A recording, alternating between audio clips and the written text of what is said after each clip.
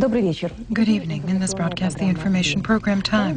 The second day of the visit of Boris Yeltsin to Belarus began today by the meeting with the Executive Secretary of the CIS, Ivan Karacheny, the Russian president, who for the second time was elected council chair by the heads of the CIS countries, and the Executive Secretary of the CIS noted that now better opportunities than before have emerged for the integration of the CIS countries, and as an illustration, they cited the border and customs agreements signed by the presidents of Russia and Belarus. This morning, the presidents of Belarus and Russia visited the Minsk automobile plant, which for decades had embodied not just the best technologies and manufacturing methods of domestic auto manufacturing, but strong business ties with the republics of the former Soviet Union. 1,500 companies had cooperated with the Belarusian MAZ. Today, probably only Russia has managed to preserve traditional manufacturing relations with Belarusian auto manufacturers. More than 200 Russian companies supply parts to the plant. It's an absolutely normal integration, without which, further, in conditions of a quite rigid world market, we can't survive. We must follow this path. Incidentally, it was MAZ, just as the Minsk motor plant, managed to make the first concrete steps toward industrial cooperation with Russia. MAZ receives the Yaroslav engines, and the motors of the Minsk plant go to the Russian Zil.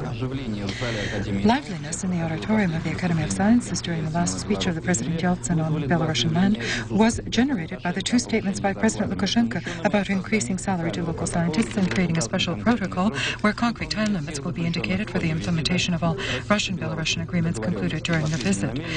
The latter intention is dictated by the desire of the President of Russia to issue as few assurances as possible of eternal love and friendship toward the Belarusian people and execute as many real projects as possible in mutual cooperation. These agreements, according to Boris Yeltsin, foresee a course to create a common goods market with Belarus, close interaction in the investment sphere. However, the development of two-sided relations is not connected with Russia swallowing up the Belarusian economy. A series of problems were not included in the agreement. We must also combine them, generalize them, together with the representatives of both countries, and include them in a single document or protocol so that absolutely all issues will be included. We have become friends. It couldn't be otherwise. I think this will reflect on our fraternal relations in our fraternal countries. Concluding his official visit to Belarus this evening, President Yeltsin returned to Moscow.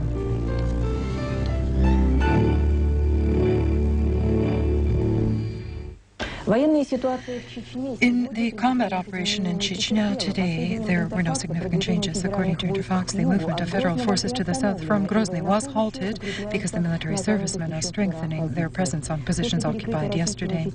After the Russian divisions closed off the road Rostov-Baku, gunmen who were in the west and southeast points of Grozny were in essence blockaded.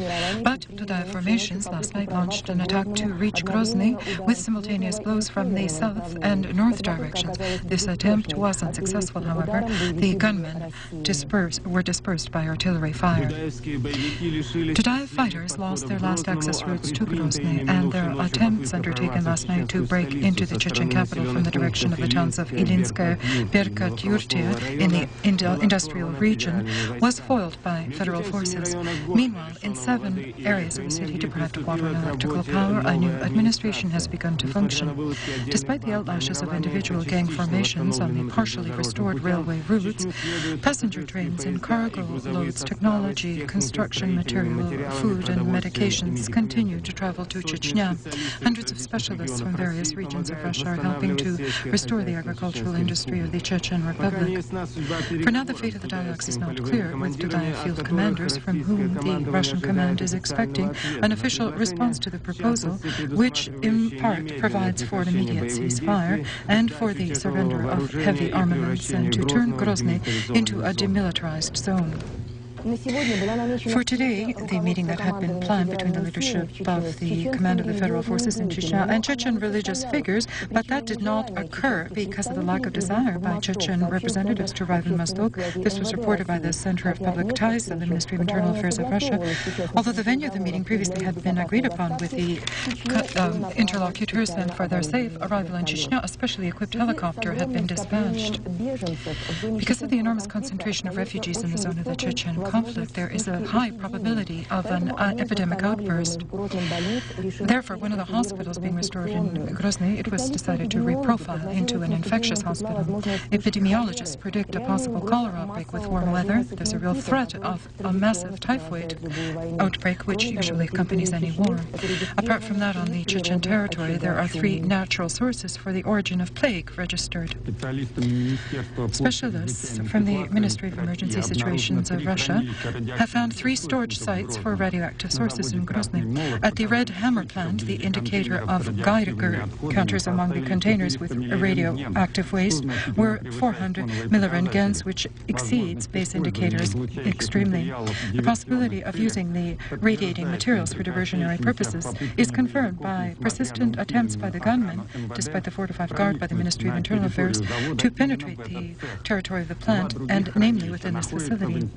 2 other storage sites are in the Institute of Geophysical Research and the Department of Geological Investigative Projects. However, it's not nuclear terrorism which represents a real danger for the Chechen capital today. The disrupted energy system of the city has paralyzed all life-supporting systems. The damage to electrical networks of Grozenergo is assessed at 765 billion rubles. It's evident that in order to restore at least one power line to the hydroelectrical station, people will have to drain the water from their batteries and walk around for kilometers carrying heavy loads. There's a hope from the Samashensky hydroelectrical station. There, in Samashka and Achumatan, there is some pressure, and from the Samashensky hydro station, we can turn on the pumping station and feed the water through the old industrial area pipeline. Now we have an agreement with the Ministry of Emergency Situations that they have acquired diesels for the Starosumsky hydro station in order to install, and then probably jointly, because they've approached me to help install them jointly. One of the most unpleasant repercussions of the absence of electrical power is that the information hunger. Issues of newspapers distributed by the Ministry of Emergency Situation workers are valued here at higher prices than water or bread. Therefore, the priority objective for the ministry is to organize loudspeaker radio broadcasting in the city, because the home radios are silent because of depleted batteries. The capital of Chechnya will be restored with the aid of the subjects of the Russian Federation, with this aim, as was stated by the Deputy Minister on Nationalities Affairs, Andrei Chernenko. Grozny is divided into 28 sectors, which will be assigned to subjects of Russia. Before the beginning of combat in Grozny, there was a population of between 40 to 50,000. As of today, there is only 140,000 who remain. 30 to 40 injured and ill daily are evacuated by the Rescue Brigade of the Ministry of Emergency Situations. Talking about the losses which were cited by Sergei Kovalyov are close to the truth. The 24,500 casualties, according to Kovalyov, have already had their names and surnames, identities established, and this information is absolutely precise, Sergei Shunkov said, and he also added that this number in Grozny is only in Grozny, not throughout the Republic, and doesn't include military losses. The Conference of Soldiers' Mothers opened today in Nasran, involving 200 delegations from 20 cities of Russia. Soldiers' mothers demanded that the country leadership stop the war in Chechnya, return soldiers who are in combat to their barracks. The delegates of the Congress said they will not leave Nasran until the Russian command gives exhaustive responses to all the questions about their sons. In the form of an ultimatum, they demanded the arrival in Nasran of the commander of the contingent of federal forces in Chechnya, the General Anatoly Kulikov, to meet with the women. Georgian border forces intend to more reliably seal off the Georgian-Abkhazian border so as to prevent insurgents of Chechen gunmen into their republic after the snow melts from mountain passes. The border with Chechnya will be guarded exclusively by Georgian border troops. The aid of Russia will be restricted in this phase to provision of operational information. This was stated by the commander of the border forces of Georgia today. After the bloody civil war in Tajikistan, Gorny Badakhshan, bordering with Afghanistan, is the only, as they sometimes call it, insubmissive region. But in these insubmissive mountains, regular mountain people dwell who are tired of deprivation and thirsting for just peace. The vision of resolving the Badakhshan problem is different for field commanders. The meeting with the more influential commanders in the town Harok was held by the first Deputy Prime Minister of the Republic, Makhmat Sayev Ubaidoy Loyev. Enough of that war. it's time for us to find the solutions together, resolve all problems peacefully, as we were sitting and doing today. Combat experience of the so-called self-defense regiments will be put to the service of Tajikistan. At the meeting, it was decided that from gunmen of these regiments, they will form a mountain artillery battalion under the Security Ministry, whose aim will be, and first of all, the protection of the state border together with Russian border troops. The desire of all Badakhshanians is one and solitary: to work for today and for the future, for the well-being of the long-suffering Tajik people. The border soldier Viktor Kucherov was literally stitched through by automatic rounds when, from the Afghan side of the border outpost, he was shot at in Tajikistan. Fortunately, he survived. Now he's being treated in the main clinical hospital of border troops in Moscow. Such as he, with firearm wounds from Tajikistan and from the northern Caucasus, here they are treating 16 people. Today, the hospital was visited by the chairman of the Federative Council, Vladimir Shumeka. On the eve of the day of the defender of the homeland, he assessed the current condition of the armed forces of Russia, emphasizing that, in my opinion, reform in the army should be started with border forces. Despite the closest integration economically with the CIS countries, I, as the chairman of our Interparliamentary Assembly, am constantly involved in this. Stop pretending that there is a transparent border. The national borders should be national borders, and border forces should be reinforced, and also we should reinforce the strategic missile forces. 3 or 4 groupings on dangerous stretches do this all, and then in a calm environment we can begin reduction, restructuring of the army, etc. The chairman of the Russian Union of Afghanistan Veterans, Franz Klintsevich, called a provocation the news that the union intends to submit Alexander Lebedev as a candidate for the post of president of Russia. Klintsevich told Interfax that the question of submitting any presidential candidates was not even raised at the conference of the Union of Afghanistan Veterans.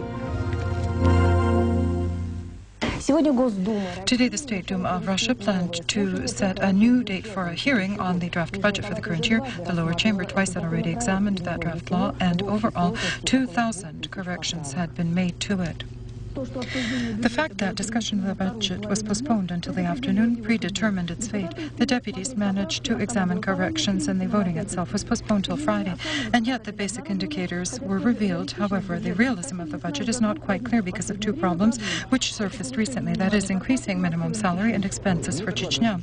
We're writing 34,400 into the budget, and not that level, 54,000 rubles, which was voted on by the Duma and the Federative Council. On Chechnya, for now, we have nothing yet, except that letter from Chernomyrdin the 18th of January, which generally outlines only preliminary forecasted assessments of the necessary expenditures. Today, the deputies adopted a law on the battle with organized crime. The document provides for special measures of dealing with criminal organizations and legalization and increase of criminal revenues.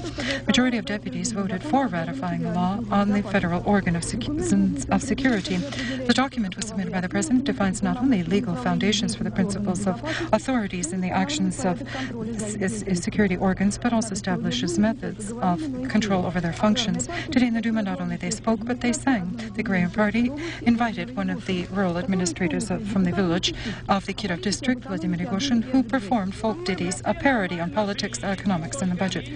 We'd all live normally if we only had some cash. The peasants have no money. The northerners have no money. We have no money for the cinema or for Ostankino. Tell us, ladies and gentlemen, what did you do with the money? However, such an informal moment didn't distract parliamentarians. They were thinking of the future. As became clear today in the immediate future in the Duma, a new deputy group will be registered. Its founders gave an exclusive interview to our program. The main aim of that faction, which we are attempting to organize and whose backbone has already been built today, the objectives are the economic interests of manufacturers, social protection, and they stand for the regions. And the main foundation of our group is the regional representation. Today, organizational issues are controlled by Deputy Bauer. The backbone has already been formed. The conditional name of the group is the Duma 96. This is connected, first of all, with the fact that truly we must establish the legal succession rights of deputies. Secondly, Finally, in 1996, it will be the 90th anniversary of the very first Duma, and the 6th Duma will be in session. Therefore, in this figure, everything combines. The founders of the new group actively are recruiting their colleagues, with many talks are underway, and tomorrow they plan to hold their first press conference. An indefinite political strike on the 1st of March, the miners of Vorkuta intend to launch. According to the union leaders, the miners demand early presidential elections and resignation of government. Apart from that, they also submit demands on the immediate payment of salary debt. Today, the first Vice Premier of the government, Anatoly Chubais, completed his tour of the Rostov district, where specifically he visited the miners. The program offered by the government overall was supported by the miners of eastern Donbass. Before his flight out, answering the question of the program time, will it be that the problem of the Rostov miners will be resolved at the expense of other coal regions of Russia? Anatoly Chubais said, "Everything which we analyzed, discussed, and developed decisions on the Rostov miners here, everything affects the coal sector as a whole." The anniversary mine, visited by the guests of Moscow, participated in the warning strike the 8th of February. Despite the intensity of all problems raised, the meeting of the members of the government with miners demonstrated that constructive dialogue is possible. The government, Anatoly Chubais emphasized, will fulfill all obligations it has taken on, however, won't succumb to political pressure to improve labor conditions, to increase effectiveness of productivity. These objectives will be the focus of the government. This statement the first Vice Premier made immediately from emerging from the mine shaft. Coal is needed by Russia, and the sector won't be abandoned to the whims of fate, he said. The President of Russia will probably veto the law on increasing the minimum salary up to 54,000 rubles. This was stated today by the aide of the President, Alexander Lifshitz. In the opinion of the expert, the presidential veto permits hope that the International Monetary Fund will make the choice to provide Russia with a credit. It was expected that talks on that credit would be continued today, but it turned out that they will be no earlier than Friday, or perhaps even next week. In any case, this was the explanation for the situation given by the Ministry of Finances of Russia. According to Chertas's information, none of the experts of the International Monetary Fund has not yet arrived in Moscow to participate in the talks on credits. It was then 1 year ago, the preparedness of this giant at dock near the construction platform of the Baltic plant was almost 70%. On the snow-covered decks and in the cabins, there are no construction workers, as there was no financing. And now we saw a different picture today. Apart from the ship assemblers and builders, we met seamen here, and the crew has already been formed. And there is a commander of the ship, the first-rank captain, Yevgeny Dobroshev. To serve on such a ship, of course, is a great honor. And this is a purely seaman's fortune. The pride of the officer is understandable, because the heavy nuclear missile cruiser, Peter the Great, has embodied the latest accomplishments in the science and technological thought. Today, the preparedness of the ship, which has no equivalent in the world's oceans, is 96%. Board equipment tests are underway, and it would seem that quite soon it would venture out to sea. But alas, as previously, the plant is plagued with failures in financing again.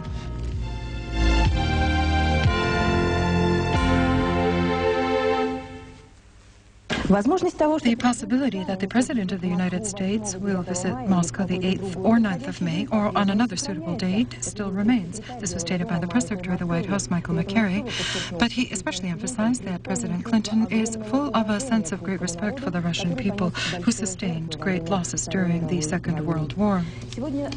Today in Belfast, the long-awaited Anglo-Irish document was revealed on the creating of a new political system for Northern Ireland. This event was broadcasted live by many television companies of the world. 4 years of mutual anxiety, effort, and concessions between London and Dublin have been embodied in this agreement on 26 pages. Both Prime Ministers, as Major and Bruton, first of all assured everyone that this is not the final document. It became possible after half a year ago the warring Catholics and Protestants in Northern Ireland declared a ceasefire for the first time in the 25 years of their undeclared war, which took the lives of thousands. The British and Irish premiers stated today that not a single decision in Ulster will be adopted without agreement of all political parties, religious groups, and all the people as a whole. However, while the Irish Catholics prayed fervently for the preservation of the long-awaited peace in their country, the Protestant ultra-rights immediately, with harsh criticism, attacked the agreement. The irreconcilable Ian Paisley, the leader of the Unionist Party, feels that the document considers the interests of only the North Irish Catholics and clears the way for the unification of Ireland to the detriment of the British Crown. As we see, the ultra-right Catholics and Protestants make concessions with great difficulty. After so many decades of strife, evidently everything will be resolved by possible referendum in Northern Ireland. In Nicaragua, the commander of the Sandinistas National Army, Humberto Ortega, has retired, who consistently commanded the armed forces of the country during the last 15 years. After the defeat of the Sandinistas front at the 1990 elections, Ortega, the brother of the former president of the republic, Daniel Ortega, was the only high-placed Sandinista who managed to keep this significant government post. The Republican Poland triumphantly sang the burial service for and buried the last Polish monarch who died 200 years ago. Only now, the last Polish king, Stanislav August, is returned to his homeland and buried in the Cathedral of St. John the Baptist, where he was coronated. In the Knights' Hall of the Royal Palace, the family of the Poniatowski line, to which he belonged, previously had avoided advertising their blood ties with the king, who in Poland was considered to be a traitor. He was enthroned by Catherine II. During his reign, the first division of the country occurred, and the Polish crown, the symbol of independence through Pospolita, went to pay for the king's personal debts. This has not yet been forgiven by current right forces who noisily urged a boycott of the triumphant burial. According to legend, a betrayer king cannot find his final resting place in his homeland. Poniatowski died in Petersburg, and from Leningrad later his remains were given to Polish authorities who weren't particularly anxious to receive them. The sarcophagus was transported secretly through the provincial town Volchin, which 1 year later went over to Belarus. According to the assessments of the new ideologists, Stanislav August was the best monarch in Poland's worst times. Unprecedented talks since the end of the Persian Gulf War with Iraqi authorities were held in Baghdad by representatives of the business world of Great Britain. The delegations from 27 British companies over several days met with officials of Iraq and discussed questions of restoring heavy industry and the infrastructure of the country.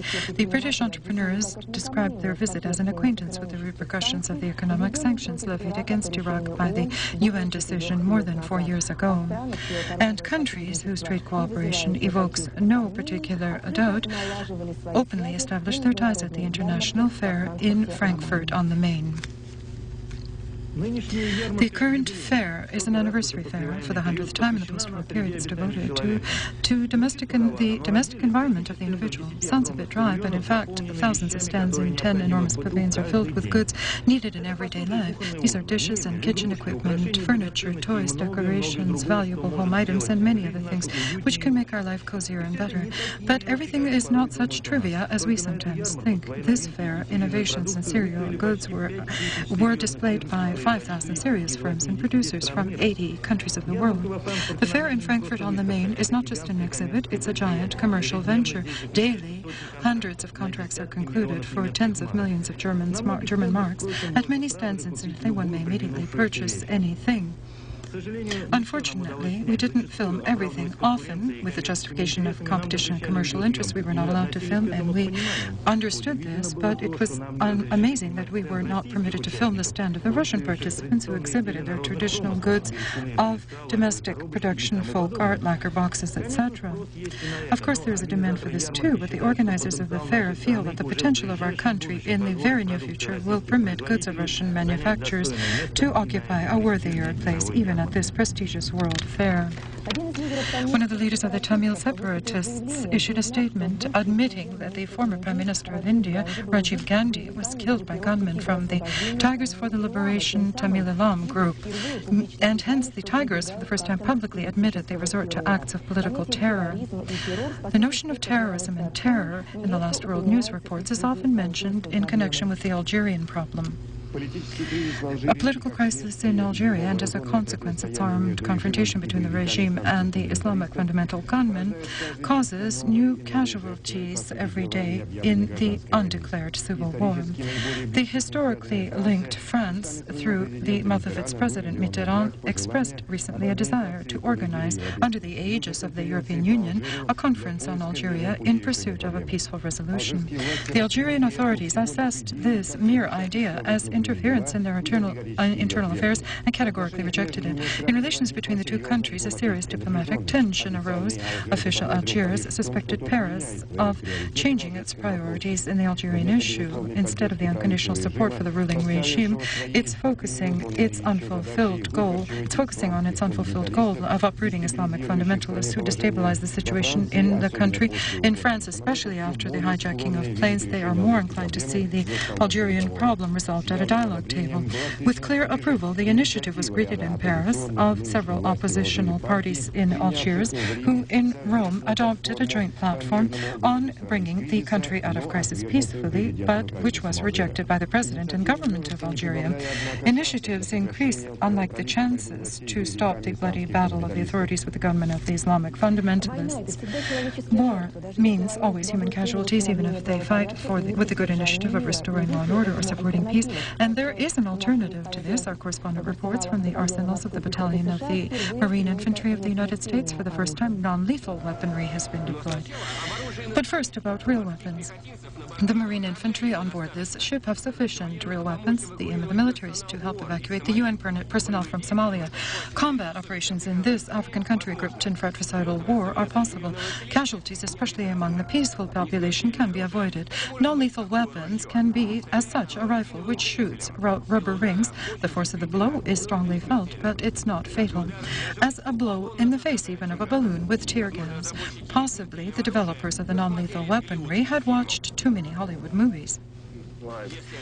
If it is so, then they watched attentively and with benefit in mind, and now they shoot out a sticky mass, a substance somewhat like chewing gum, which grips you so that you can't move.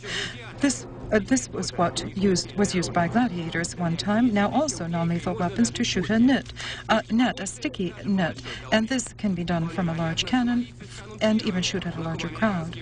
Probably Somalians will be first on whom the Americans are ready to test their non-lethal weapons. However, in the Pentagon here, they refuse to specify what types of these weapons are within the arsenal of the Marine Infantry at the coast of Somalia. They confirm that they do have real weapons, and if they're ordered, they will shoot from it. Weapons are a means of battle used not only in combat, but in the hands of law enforcement officials. It's the last resort in dealing with crime. The first is the word, which can explain the consequences of violating a law, and also the rights of a citizen striving to become completely law-abiding. For 25 years, on the screens of TV, such an authoritative legal consultation and an interesting broadcast was the program Man and the Law. Dear producers, help us to restore justice. Usually, this is the beginning of letters which arrive addressed to the program Man and the Law. And these letters, even today when the authority of journalists' words are squandered, are in such abundance that anybody could be envious. And the mail is the most reliable indicator of popularity. On some, one may read addressed to the program Man and the Law with a copy to the president. What can one do when relations between the law and the individual are difficult, and at times the law is completely ineffectual? The program for viewers is both attorney and investigator, as well as a legal consultant, and a certain judicial aspect which can help correct, punish, or absolve. Honestly, we see this as a type of a misfortune. We wouldn't want people to write us asking for apartments. We can't feed them, unfortunately. We can't pull a person out of prison if he was really condemned by the court and is there on a legal basis. But this occurs because for too long a time people had lived under regimes when a person would end up in prison and know that he was there for nothing. Too often people sought injustice, and this also occurs because we've also been here 25 years and we are known. An image of a program which identifies with the journalist and is most popular. They were congratulated and toasted, but they simply do their work. In the rest, they are the most ordinary people, especially today, when their program turns a quarter century old.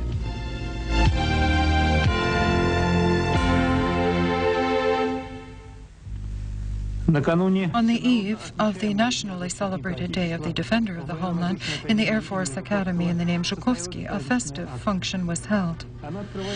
It begins a cycle of triumphant functions under the overall name, The Figures of Literature and Art to the Glory of the Russian Army. In the former Travels Palace of the Russian Tsars, where during the times of the Empire they honored the Russian soldiers, and at the beginning of the 1920s they created the Aerospace Shield for our homeland, prominent military, social and religious figures gathered, as well as entrepreneurs, famous actors, writers and scientists. The main thing which has united them is a sincere concern over the increased attempts lately to undermine the high prestige of the army within the Russian public. Speaking at the function, the Minister of Defense, Pavel Grachov, directly stated that the army will not permit the destruction of its combat glory. The motto of today's function, organized on the initiative of the Union of Writers of Russia, is the pride of the nation, patriotism, professionalism. This action, as the Soldiers' Union created just yesterday and the Russian Combat Fraternity, will continue a series of functions aimed at uniting the intellectual, moral and spiritual potential of Russia. The people love their army, they want to esteem their heroes, and they are against trampling on the glory of our army and our people. The people are for a patriotic national Russian army which serves its homeland. Congratulations for the army will be heard yesterday, but I join them today. All the best.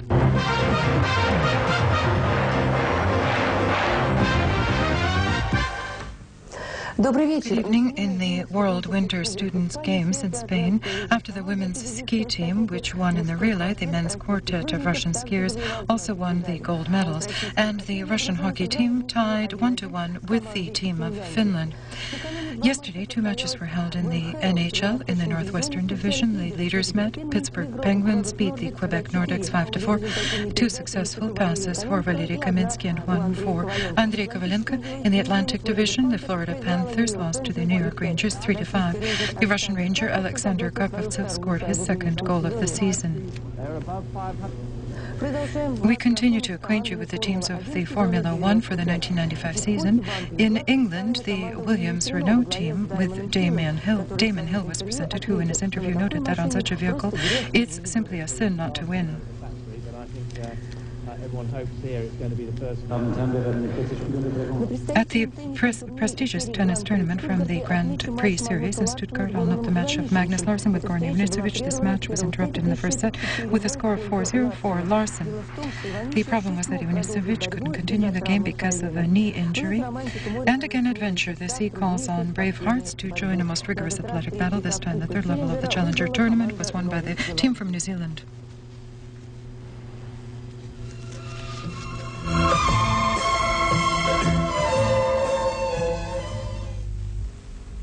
Good evening. Winter still continues, but nature has generously given us warmth. The breath of spring for a long time has been sensed by the residents of the eastern European north of our country. Tomorrow in the Kola Peninsula, Arkhangelsk and Karelia districts, it will be warm and sunny with some patches of wet snow during the day, -2 to +3 degrees. The reason for that is a lethargic broad cyclone over the Sea of Norway. The Komi Republic, the Volgovetsk region and the Nenetsk Autonomous District, an atmospheric front will bring there cloudy weather with snow and blizzard during the day, 0 -5. That same atmospheric front will influence the weather of the central Volga area and the eastern parts of the central region. Here it will be cloudy with wet snow with some isolated sleet, temperatures around 0. On the rest of the territory of the central region in the northwestern area in the Baltic countries, the Kaliningrad district, through a thin cloud cover, at times the sun will peek out during the day, +3 to 8 degrees.